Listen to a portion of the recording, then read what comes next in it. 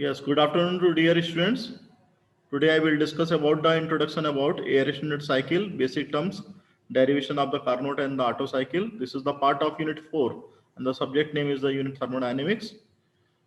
Going to the outline. This is the outline of the today lectures, a review of the Carnot cycle, reversible engine, Carnot cycle, review the ideal gas law, review the thermodynamic process, review the properties of air, then move to the air-extended assumptions, then move to the terminology for the reciprocating devices and the Otto cycle introduction, derivation and the numerical on it. This is the content of the Carnot cycle already discussed in the morning class. Reversible engine efficiency derivation already discussed in the morning class. Review the ideal gas law, that is the properties and the equation of gas which is deriving PV is equal to RT if the mass is not presented, PV is equal to MRT when the mass is considered. This is the change of internal energy and the change of enthalpy for the ideal gas can be expressed in this formulas. And the delta U can be used in the case of constant volume process. Delta H can be used. You can in the case of constant pressure process. The review of the thermodynamic process, there are the number of thermodynamic process such as the isochoric, constant volume already discussed, isobaric, constant pressure, isothermal, constant temperature, polytropic, there is a no is the type of the descriptions because of the it is depending on the polytropic index values, isentropic that is a reversible adiabatic process or the called constant entropy process in which the entropy remains the constant before and after the process, that is called as S1 is equal to S2. This is the properties of air. Capital R 0.2871 kilojoule per kg per degree Kelvin. CV 1.005 kilojoule per kg per degree Kelvin. CV that is the 0.718 kilojoule per kg per degree Kelvin, and K which is also called a gamma is equal to 1.4, where R is equal to ideal gas constant, Cp is specific heat at a constant pressure, Cv is the specific heat at a constant volume, and the K or gamma is equal to specific heat ratio, that is a value fixed 1.4 as a standard value. कभी यदि आपको question में values नहीं दी रहती हैं तो इन values को आपको स्टैंडर्ड मान के लेके चलना है. तो ये आइस इंजन जैसे कि हमने मॉर्निंग की क्लास में डिस्कस किया था आपके साथ में कि आइस इंजन जो कि कई तरीके से हो सकता है, 4 व्हीलर, 2 व्हीलर, जनरेटर, ट्रक, किसी भी फॉर्म में हो सकता है जहाँ की कंबशन इनसाइड ऑफ इंजन हो रहा है, वो इंजन आपका इंटरनल कंबशन इंजन या आइस इंजन के नाम से जाना जाता है. तो क्या एजम्पशंस लेके चलते हैं, क्या लेके चलेंगे, किस तरीके से बताया जाएगा कि ये आइस इंजन है या उसमें कौन सी ऐसी चीज़ें बातें रखी जाएंगी जिससे कि हम बता सकें कि इसकी वर्किंग जो है इस तरीके से प्रोसीड होगी. तो first is the all the process that makes up the cycle are the internally reversible. जितनी भी प्रोसेस वहां पे हो रही है, एडियाबेटिक हो, कांस्टेंट वॉल्यूम हो, कांस्टेंट प्रेशर हो, it be done at A reversible manner. Air continuously circulate in the close loop. जो एयर है पूरे साइकिल के अंदर कंटिन्यूसली मूव कर रही है and behaving as a ideal gas की तरह बिहेव होता है एयर का. And the combustion process is replace by an heat addition process from an external sources. Combustion की जो प्रोसेस हो रही है एक हीट एडिशन की प्रोसेस है जो कि एक्सटर्नल सोर्स के द्वारा हो रही है. That is a combustion chamber. Air is coming from the outside source and the fuel mix up with the air from the carburetor side and going into the inside of the engine cylinder. After that, the working when the complete is after the expansion, the combustion product in the form of the exhaust gases which is escaping in the silencer or the other devices exhaust stroke through the atmosphere. And this is the heating section where the diesel cycle air it is coming from the outside and it is heating done by the external sources by the compression process, and air is coming out from this section for the combustion process. Heat reaction process that restore the working flow to the initial state, replace the exhaust process. तो जैसा कि आपने सुना है BME में भी आपने पढ़ा था थोड़ा बहुत बेसिक मैकेनिकल इंजीनियरिंग, जिसमें कि इंजन होता था आइस इंजन. आइस इंजन के केस में आपकी 4 प्रोसेस होती थी, suction, compression, expansion and exhaust. तो हीट रिएक्शन की जो प्रोसेस है वो एग्जॉस्ट की प्रोसेस कहलाती है और एग्जॉस्ट के प्रोसेस में आपको पता है स्मोक बाहर जाता है, एटमॉस्फेयर में आता है और उस ड्यूरिंग दैट प्रोसेस वहाँ पे हम मान के चलते हैं कि वॉल्यूम कांस्टेंट है, कोई भी केमिकल रिएक्शन इंजन के अंदर नहीं हो रही है. जो भी प्रोसेस है वो आपकी कांस्टेंट वॉल्यूम के थ्रू हम एज्यूम करके चल रहे हैं होती हैं, और वो आपकी गैसेस एग्जॉस्टेड होती हैं कांस्टेंट वॉल्यूम प्रोसेस से। तो टर्मिनोलॉजी कौन कौन से इस्तेमाल की जाती है, यहाँ पे आप देखेंगे टर्मिनोलॉजी में TDC लिखा हुआ है कि जब पिस्टन की ऊपर वाली कंडीशन रहती है, this is the cylinder piston mechanism in which the inlet valve, intake valve और एग्जॉस्ट वाल्व इज रिप्रेजेंटेड, जहाँ पे कि इनटेक वाल्व और एग्जॉस्ट वाल्व को दिखाया गया है। This is the bore, this is cylinder diameter and the stroke length when the piston is moving from one dead center to the another dead center, that is called the one stroke length. So top dead center when the piston is reached at the top conditions, that is called a TDC, and the bottom dead center where the piston is at the extreme low conditions, जब piston नीचे side पे रहता है तो उसे bottom dead centre बोलते हैं, जब पिस्टन ऊपर साइड पे रहता है तो उसे टॉप डेड सेंटर बोलते हैं। लेकिन कभी भी पिस्टन आपने देखा होगा या आपने कई सारे ऐड भी आते हैं टीवी में, तो सर्वो प्राइड के ऐड में यदि आपने कभी ध्यान दिया हो तो कभी भी पिस्टन जो है सिलेंडर हेड के साथ में टच नहीं करता है। या प्रैक्टिकल लाइफ में भी आप कभी यदि गाड़ी की सर्विसिंग कराने गए होंगे तो आपने यदि इंजन खुला हुआ देखा होगा तो वहां पे कभी भी पिस्टन आपका सिलेंडर हेड से टच नहीं करता है, because of some clearance should be needed to required to maintain. If clearance is not maintained, यदि क्लियरेंस को मेंटेन नहीं किया जाएगा तो चूंकि पिस्टन एक बार ऊपर नीचे TDC टू BDC या BDC टू TDC मूव नहीं करता है, उसे बार बार मूव करना पड़ता है। तो ऐसी कंडीशन पे यदि क्लियरेंस वॉल्यूम को जीरो कर देंगे तो उस केस में हो सकता है वो सिलेंडर हेड को डैमेज कर दें। तो उसको अवॉइड करने के लिए कुछ क्लियरेंस मेंटेन किया जाता है जिसे हम क्लियरेंस वॉल्यूम के नाम से भी जानते हैं। तो sum of the volume which is occupied during the clearance space, that is called a clearance volume, and after that कि clearance के बाद यदि piston TDC to BDC move कर रहा है और मिक्सचर यदि अंदर आ रहा है तो that is called a displacement volume, and the compression ratio, the total volume जो आपका रहता है वो आपका total volume जो है क्लियरेंस वॉल्यूम और बोलना चाहिए स्विफ्ट वॉल्यूम के एडिशन के बराबर है टोटल वॉल्यूम, और जो आपका स्विफ्ट वॉल्यूम है या बोलना चाहिए क्लियरेंस वॉल्यूम है तो 1 plus V S by V C, that is called a compression ratio, और it is called a total volume upon the clearance volume, that is called a compression ratio. तो compression ratio की जो definition है वो इस हिसाब से बताई गई है कि जब पिस्टन सक्शन स्ट्रोक में मिक्सचर को अंदर अपने अंदर लेता है तो उस टाइम पे वॉल्यूम कम रहता है, लेकिन जब BDC से TDC की ओर ट्रेवल करता है, जब BDC से TDC की ओर ट्रेवल करेगा तो कंप्रेस होगा मिक्सचर, मिक्सचर के कंप्रेस होने से उसका वॉल्यूम कम होगा और प्रेशर बढ़ेगा, टेम्परेचर बढ़ेगा। तो compression ratio that is the ratio that is called a volume at the beginning of the compression, it is more than the volume at the end of the compression, that is the called a, if the volume at the beginning of compression that is called a V1 and the volume at the end of the compression that is V2, that is the compression ratio defined by the mathematically, that is V1 by V2. Similarly, in the case of the mean effective pressure, because of piston is going on the in terms of the various number of process, suction, compression, expansion and the exhaust, during all the process pressure value will be changes। सभी process में आप देखेंगे कि जो pressure की value है बहुत ज़्यादा चेंजेस हो रही है, तो उसकी एक मीन जो वैल्यू है, एवरेज वैल्यू है, उसको हम लेके चलते हैं और उसके लिए इंडिकेटर डायग्राम का यूज़ किया जाता है ताकि हम मीन इफेक्टिव प्रेशर को कैलकुलेट कर सकें, एरिया उसका इंडिकेटर डायग्राम पर देख सकें कितना इंडिकेटर डायग्राम का एरिया है, उसके बेस पे हम मीन इफेक्टिव प्रेशर की वैल्यू को कैलकुलेट करते हैं। तो मैथमेटिकली फॉर्म में देखेंगे तो जितना वर्क डन हुआ साइकिल के अंदर और जितना भी स्विफ्ट वॉल्यूम था उन दोनों का रेशियो जो रहता है मीन इफेक्टिव प्रेशर के नाम से जाना जाता है। तो कंप्रेशन रेशियो जैसा कि हमने बात की थी कि BDC में कितना वॉल्यूम है, स्टार्टिंग ऑफ वॉल्यूम वो ज़्यादा रहता है और कम वाला वॉल्यूम चूँकि कंप्रेस हो जाएगी तो कंप्रेस होने के बाद वॉल्यूम जो रहेगा मिक्सचर का कम हो जाएगा। तो मिनिमम वॉल्यूम आपका BDC पे रहेगा और मैक्सिमम वॉल्यूम जो रहेगा वो BDC पे रहेगा।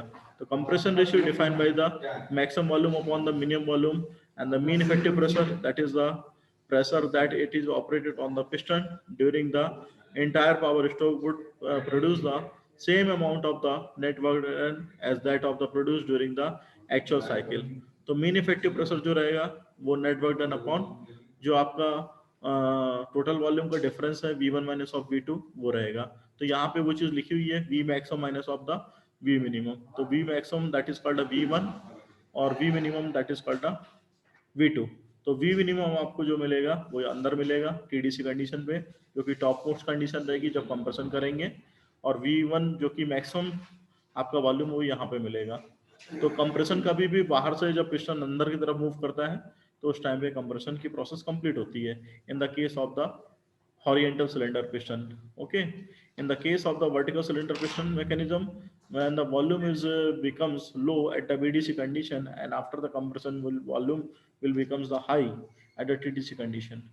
Otto cycle, that is the Otto cycle represented in the diagram for the spark ignition engines. So यहाँ पे आपका कंप्रेशन है दिखाया जा रहा है, पावर है, एक्सपांसन है, एग्जॉस्ट है, एंड द इनटेक स्ट्रोक्स है। तो ये सारी चीजें दिखाई गई हैं इस डायग्राम में। ऑटो साइकिल के केस में, तो ऑटो साइकिल के केस में चार जो प्रोसेस आपकी हो रही हैं, I think it is already discuss in the BME basic mechanical engineering. If you read four process, one two two that is isentropic compression, isentropic compression हो रहा है, क्योंकि Otto cycle constant volume cycle होती है और petrol engine की गाड़ियों में इस्तेमाल की जाती है। तो उस साइकिल के लिए हम लोग यहाँ पे बात कर रहे हैं। तो कांस्टेंट वॉल्यूम के लिए जब बात करेंगे तो जो फ्रेश फ्यूल एयर चार्ज का मिक्सचर है वो सक्शन होके कंप्रेस होगा, कंप्रेस होने के लिए यहाँ पे जाएगा, आइसेंट्रोपिक प्रोसेस के थ्रू कंप्रेस होगा, कंप्रेस होने के बाद यहाँ पे इसका वॉल्यूम कम हो जाता है, और चूंकि जैसे ही ऊपर पहुंचेगा यहाँ पे स्पार्क प्लग मिलेगा, स्पार्किंग करेगा, स्पार्किंग करने से जो गैसेस बनेंगी उनके फोर्स से पिस्टन को मोशन मिलेगा, पिस्टन टीडीसी से बीडीसी की ओर ट्रेवल करेगा, जैसा कि आप यहाँ पे देख रहे हैं आइसेंट्रोपिक एक्सपांशन की प्रोसेस हो रही है। और after that when the expansion process is completed 3 to 4 that is the expansion process completed by the isentropically manner जो आप देख रहे हैं। And after that when the expansion process is completed there will be a chances of the open of the exhaust stroke, and when the exhaust stroke is open then exhaust gases will be escape out from the exhaust stroke valve to the atmosphere, and this process which will be held during the constant volume process, that is represented in the diagram PV diagram 4:1, in which the volume is remaining the constant। यहाँ पे आप देख रहे हैं volume जो है वो constant रहेगा। तो 1 to 2 that is isentropic process, 3 to 4 isentropic process, 4 to 1 constant volume heat rejection process, 2 to 3 that is the heat supply process। So heat supply it is taking by the spark plug। When the piston is reaching at this point, the spark plug is working, there will be a chances of continuously heating is done and the sparking is continuously done at this point, and after that when the heat supply is done by the external sources, there will be chances of the expansion of gases which will be held during this process. And after that when the gases is formed during the expansion during the combustion process, there is a forces which pushes the piston from the going to piston from TDC to BDC conditions। So this is the ideal diagram, PV diagram, this is the ideal diagram in which above this diagram ये आप जो देख रहे हैं ये actual diagram है। इस case में जनरली जो हम मान के चलते हैं कि कंप्रेशन आपका TDC पे कंप्लीट हो जाना चाहिए, वो TDC के पहले ही कंप्लीट हो जाता है, ऐसा हम मान के चलते हैं एक्चुअल साइकिल के केस में। और आफ्टर दैट कि आपको यहाँ पे स्पार्क प्लग मिल जाना चाहिए स्पार्किंग करने के लिए, लेकिन स्पार्क प्लग हो सकता है थोड़ा सा लेट मिले, या हो सकता है अर्लियर आपको स्पार्क प्लग मिल जाए ताकि वहाँ पे बर्निंग की प्रोसेस जल्दी चालू कर सकें। तो ये बर्निंग की प्रोसेस पहले से ही चालू हो गई है जो आप यहाँ पे देख रहे हैं। पावर स्ट्रोक के केस में स्पार्क प्लग थोड़ा सा और ऊपर मिलना चाहिए था लेकिन नहीं मिल पाया है, थोड़ा सा लेट मिला है उसको, या बोलना चाहिए जल्दी मिल गया है। उस केस में यहाँ पे आप देख रहे हैं कि पावर स्ट्रोक जो है पहले से स्टार्ट हो चुका है और पावर स्ट्रोक कंटिन्यूसली चल रहा है। एग्जॉस्ट बोलना चाहिए कि वॉल्व खुलने के बाद भी चलता रह रहा है। तो उस केस में यहाँ पे एक चांसेस रहता है कि जो फ्रेश चार्ज है वो गैसेस के साथ में मिक्सअप कर जाता है। एंड आफ्टर दैट कि जैसे एक्सपांसन की प्रोसेस हो रही है यहाँ पे, ये आप देख रहे हैं when the piston is going from TDC to BDC, तो यहाँ पे end of combustion spark plug ने पहले स्पार्किंग करनी बंद कर दी, और उसके बाद जो एक्सपांसन की प्रोसेस है स्टार्ट यहाँ पे होनी चाहिए थी लेकिन पहले से स्टार्ट हो गई है, और एक्सपांसन की प्रोसेस कंटिन्यू यहाँ तक चलनी चाहिए था लेकिन यहाँ तक ही आपकी पहले ही खत्म हो चुकी है। तो expansion will be finish up to the below the constant volume process started. तो after that when the constant volume process is going to held, there will be chances of mixture to be gases will be escaping through the exhaust valve to the atmosphere. So this is the process, exhaust process, in which the gases will be escaping to the atmosphere. In the actual case, there will be chances of continuously moving of gases, and the valve is not totally closed at the time. Suction और जो exhaust valve हैं ये ना तो timely खुल पाते हैं actual case में, ना ही टाइमली बंद हो पाते हैं, जिसकी वजह से इस तरह की प्रोसेस होती हैं. तो intake valve open, it is before of that, and exhaust valve close after that of working. So this is the difference between of the actual and the ideal cycle. Actual cycle is different from the ideal cycle due to the various manner, because of the some heat losses will be take place in the all the process. There is a no actual ideal process. In a real process, there is a no any process of the constant volume, no process of the constant adiabatic process or constant entropy process, constant pressure process. There is a no process. There is a no ideal process because of the real cycle और ideal cycle में ये difference है कि real cycle में कोई भी process को हम constantly assume नहीं कर पाते हैं. तो descriptions in the Otto cycle for the process form 1 to 2 isentropic compression already discussed in this diagram. 1 to 2 is the isentropic compression, 2 to 3 is the constant volume heat addition, 3 to 4 is the constant बोलना चाहिए isentropic process जहाँ की expansion हो रहा है, and 4 to 1 that is the constant volume heat rejection. Related formula based on the basic thermodynamics, isentropic compression 1 to 2, it is represented in this form. So fundamental formulas which can be replied in this case, P1 by P2 is equal to V2 by V1 to the power of n is equal to T1 by T2 power n upon n minus 1. 2 to 3, that is the constant volume heat additions. Heat is supplying in this manner, MCV T3 minus of T2. And the isentropic expansion 3 to 4 process is represented by this form. It is follow the adiabatically PVT relationship. It is represented in this form. That is P1 by P2 is equal to V2 by V1 power n is equal to T1 by T2 is equal to power n upon n minus 1. And the constant volume heat reaction, when the heat is coming out through the exhaust gases, जैसे ही exhaust gases बाहर आती हैं तो अपने साथ में heat को ले जाती हैं. तो जो heat जा रही है gases के साथ में, it is equal to mCv T4 minus of T1. The thermal efficiency of the Otto cycle, that is the derivations.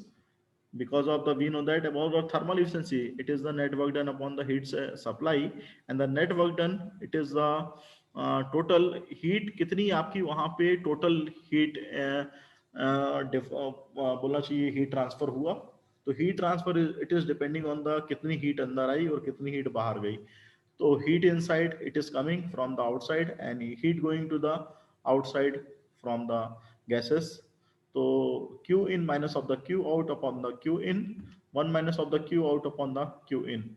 Apply the first law, closed system to a process 2 to 3, V is equal to constant, and the net heat transfer minus of the W net work transfer is equal to delta U 2 to 3. तो net work transfer is equal to, जितना भी आप देखेंगे कि जो work transfer है वो आपका बोलना चाहिए कांस्टेंट वॉल्यूम प्रोसेस में जीरो था या जीरो है. ठीक है, अब स्पेसिफिक हीट का इस्तेमाल करेंगे तो उस बेस पे यहाँ पे जो नेट वर्क डन आपका या नेट हीट ट्रांसफर रहेगा, that is the mCv T3 minus of T2. Apply the first law close to a process 4 to 1 V is equal to constant. तो इस केस में जो आपका हीट ट्रांसफर रहेगा वो इस हिसाब से रहेगा. तो जो 4 to 1 है जो कि कांस्टेंट वॉल्यूम है, तो दो जो जहां पे भी आप देख रहे हैं इस डायग्राम में हम आपको दिखा देते हैं, वॉल्यूम 2 to 3 कांस्टेंट है, यहाँ वर्क डन जीरो रहेगा. 4 to 1 में आपका वॉल्यूम कांस्टेंट है तो यहाँ पे वर्क डन जीरो रहेगा. उसी चीज को यहाँ पे रिप्रेजेंट किया गया है, आप जो देखेंगे उसी चीज को यहाँ पे रिप्रेजेंट किया गया. 2 to 3 वर्क डन जीरो, और आपकी heat supply mCv T3 minus of T2 already discuss. And the 4 to 1 चूंकि वॉल्यूम कांस्टेंट है 4 to 1, तो यहाँ पे भी आपका क्या बोलते हैं वर्क डन जीरो रहेगा. और जो आपका हीट रिएक्शन है Q out, that is already discuss in the previous slide, mCv T4 minus of T1. It follow the constant volume process. And similarly, in the 2 to 3, where the heat is supplying to taking place, already discussed, heat supply mCv T3 minus of T2. Okay, so there is a chances where the all type of the process is going on, and the thermal efficiency formula bill becomes 1 minus of the q out upon the q in, that is 1 minus of mcb t4 minus of t1 upon mcb t3 minus of t2. Already putting this formula in the thermal efficiency formula. So 1 minus of T4 minus of T1 upon T3 minus of T2. Because of the MCB in the both side, up and down side will be cancelled. Then the formula will be reduced 1 minus of T4 by T1 upon T3 minus of T2. And the T1 is coming out the top side and the T2 is coming out from the lower side. Then equation will be reduced in this form. T2 by T1 is equal to V1 by V2 to the power of K minus of 1, already called as a gamma minus 1. And already T3 is by T4 is equal to V4 by V3 to the power of K minus 1, already known as gamma minus 1. It is coming from the isentropic rule regulations. Isentropic rule regulation क्या कहता है कि यदि आपके compression की process हो रही है तो कंप्रेशन की प्रोसेस में जो पीवीटी रिलेशनशिप है वो आप किस तरीके से फॉलो होते हैं कि highest value upon lowest value. तो हाईएस्ट टेम्परेचर कहाँ पे रहेगा? 2 पॉइंट पे रहेगा। जब कंप्रेशन कंप्लीट करेंगे तो टेम्परेचर ज्यादा हो जाता है। इसी तरीके से हाईएस्ट जो वॉल्यूम है वो कहाँ पे रहेगा? 1 पे रहेगा। तो इन दोनों के बीच का रिलेशनशिप मैंने पहली यूनिट में आपको डिस्कस किया था, उसी चीज को लिखा हुआ है। इसी तरह 3 to 4 प्रोसेस में आप जाएंगे तो वो भी चीज यहाँ पे लिखी हुई है ऑलरेडी। तो T3 by T4 highest temperature कहाँ पे रहेगा? तीसरे पॉइंट पे रहेगा। जब इसका टीएस डायग्राम आप देखेंगे तो हाईएस्ट टेम्परेचर आपको तीसरे पॉइंट पे मिलेगा, क्योंकि वहां पे बर्निंग की प्रोसेस हुई है, इस कारण से हाईएस्ट टेम्परेचर वहां पे रहेगा। तो T3 by T4 is equal to V4 by V3 to the power of gamma minus 1। तो वॉल्यूम यदि कांस्टेंट है, V3 is equal to V2 and V4 is equal to V1, then it makes the temperature ratio T4 by T1 is equal to T3 by T2। The Otto cycle efficiency becomes, तो thermal efficiency जो रहती है auto cycle की 1 minus of T1 by T2। T1 is the lowest temperature and T2 is the highest temperature।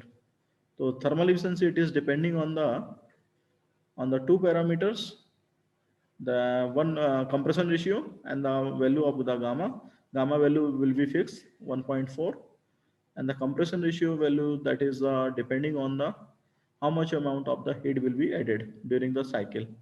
तो there will be a chances of, this is the graph at which time कि शुरुआत में आप देख रहे हैं कि ग्राफ में जैसे ही कंप्रेशन रेशियो आप बढ़ाते आ रहे हैं वैसी इफिशिएंसी बढ़ रही है। Efficiency in the percentage form, ये जो आप ग्राफ देख रहे हैं thermal efficiency versus the compression ratio है, और जैसे ही आप कंप्रेशन रेशियो बढ़ाएंगे वैसे ही थर्मल इफिशिएंसी बढ़ती चली आएगी।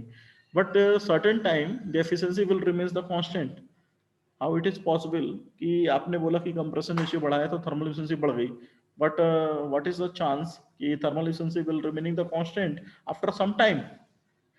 कैसे कैसे पॉसिबल है? तो ऐसे इसको इस तरीके से समझ सकते हैं कि कंप्रेशन रेशियो की जो लिमिट है आप करके देखिएगा, 4 वैल्यू पुट करते हैं और गामा की वैल्यू 1.4 पुट करते हैं यहाँ पे।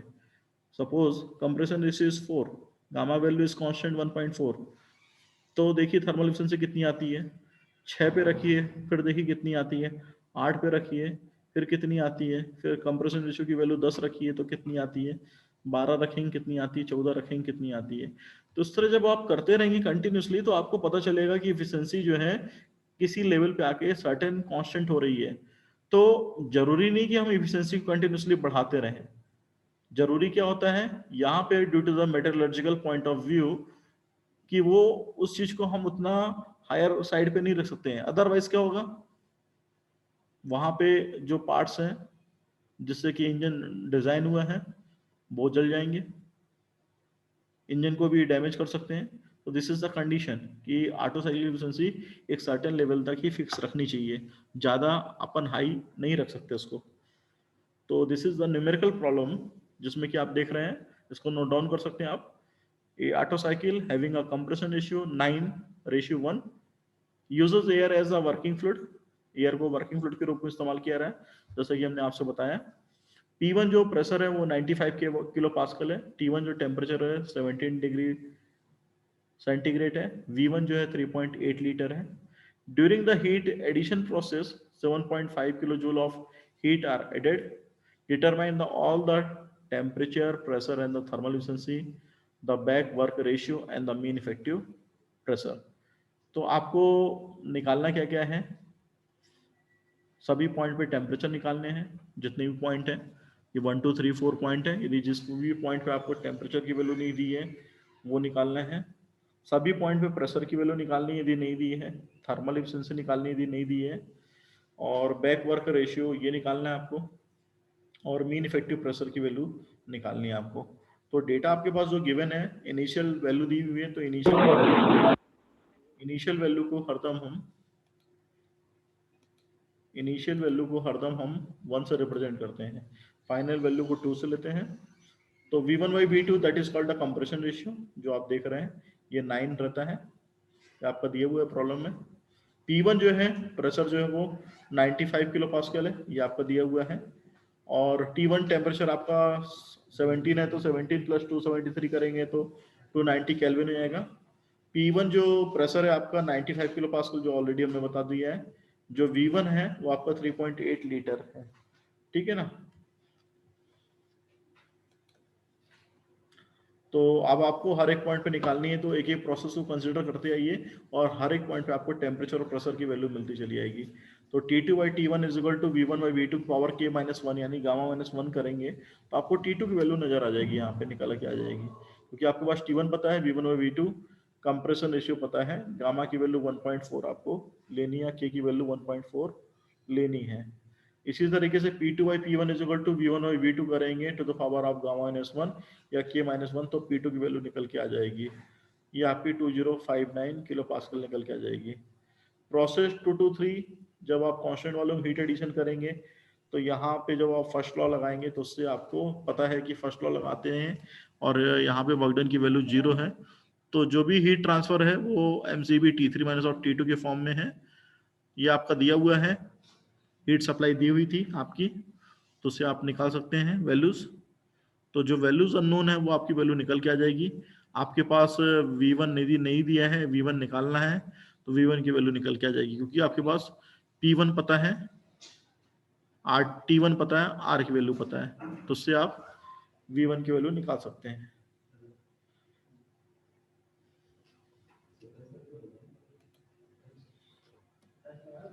इसी तरीके से बाकी वैल्यू भी आप निकाल सकते हैं। प्रोसेस 3 to 4 आइसेंट्रोपिक एक्सपांशन लगा के T4 by T3 is equal to V3 by V4 to the power of gamma minus 1, तो T4 is equal to T3 जब करेंगे तो आपके पास वैल्यू आ जाएगी 1288.8 केल्विन, और P3 की जो वैल्यू है वो 9.15 मेगा पास्कल निकल के आएगी, और T3 की वैल्यू हमने चूंकि हीट ट्रांसफर वहां पे दिया हुआ था, उसको जब पुटअप करेंगे तो उससे वैल्यू निकल के आपकी T3 की आ जाएगी। फिर P4 की वैल्यू निकालने के लिए P4 by P3 is equal to V3 by V4 करेंगे to the power of gamma, तो P4 की वैल्यू निकल के आ जाएगी 422 किलो पास्कल। इसी तरीके से प्रोसेस 4 to 1 करेंगे तो हीट रिएक्शन निकल के आ जाएगी 717.1 किलो जूल पर केजी। तो जो नेटवर्क डन रहेगा that is the heat supply minus of the heat reaction. तो हीट सप्लाई Q2 to 3 है, और हीट रिएक्शन जो है 4 to 1 है, तो 1009.6 किलो जूल पर केजी डब्ल्यू नेट की वैल्यू आपकी आ जाएगी, और this is the thermal efficiency W net upon the heat supply 0.585, 58.5% आ जाएगी थर्मल एफिशिएंसी। ये ऑटो साइकिल का एक सिंपल सा न्यूमेरिकल है, इसमें मीन इफेक्टिव प्रेशर का जो फार्मूला है वो लगा दिए गए हैं, that is the W net upon the V maximum minus of the V minimum. तो V1 आपने कैलकुलेट किया था, that is the 1 minus of V1 को बाहर जब निकालेंगे तो 1 minus of V2 by V1 मिलेगा, that is called the compression ratio. इसको जब पुटअप करेंगे तो आपके पास वैल्यू निकल के आएगी 1298 किलो पास्कल। और इसी तरीके से back work ratio that is ratio of the compression upon the expansion ratio, and it is equal to the CVT2 minus of T1 upon CVT3 minus of T4। तो 22.5% निकल के आएगा आपका बैक वर्क रेशियो। ओके, ये चीजें हुई आपकी, ये कुछ सप्लीमेंट्री प्रॉब्लम है, इनके आंसर लिखे हुए हैं, तो ये मैं आपको देता हूँ करने के लिए, आपको प्रैक्टिस करनी पड़ेगी इसकी, और कहीं पे यदि नहीं समझ में आ रहा है, कहीं पे नहीं निकल के आ रहा है, तो आंसर बताइएगा। ये आपको जो लाइन दिख रही है वाली कलर पे, ये इनके आंसर लिखे हुए हैं, और ये फर्स्ट क्वेश्चन के लिए, सेकंड क्वेश्चन के लिए है। So this is the today lecture.